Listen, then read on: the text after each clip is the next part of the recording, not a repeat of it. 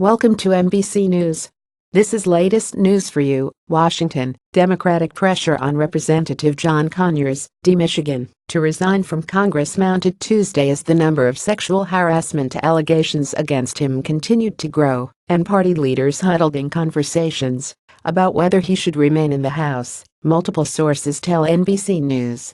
A report in the Detroit News Tuesday detailed allegations from a woman who said that the congressman engaged in aggressive sexual behavior toward her while she worked in his congressional office.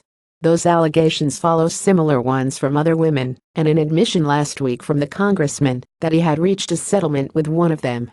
In an additional sign, the Democrats were dropping their support of Conyers. House Minority Leader Nancy Pelosi sent a letter to the House Ethics Committee, which has opened an investigation into the allegations against Conyers, urging it to act expeditiously in their investigation. The Congressional Black Caucus, which was co-founded by Conyers, will hold its regularly scheduled meeting Wednesday, but in an unusual move, staff will not be allowed in the room and Conyers was not sent an invitation to attend, one source told NBC News.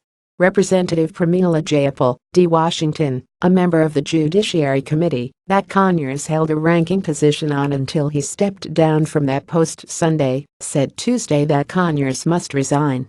No one ever wants to believe that someone they respect and have regarded as a champion for civil rights issues would abuse their power to harm and harass women, Jayapal said in a statement. It is not easy for me to reach this conclusion because, as a civil rights activist, I have looked up to Representative Conyers for decades. I believe these women, I see the pattern and there is only one conclusion: Mr. Conyers must resign.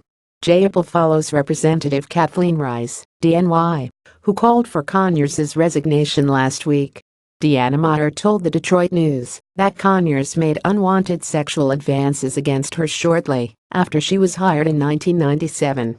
Mater told the paper Conyers put his hand up her dress and assigned her to stay in his hotel room during work travel. Mater is the second woman to come forward publicly to detail mistreatment by Conyers.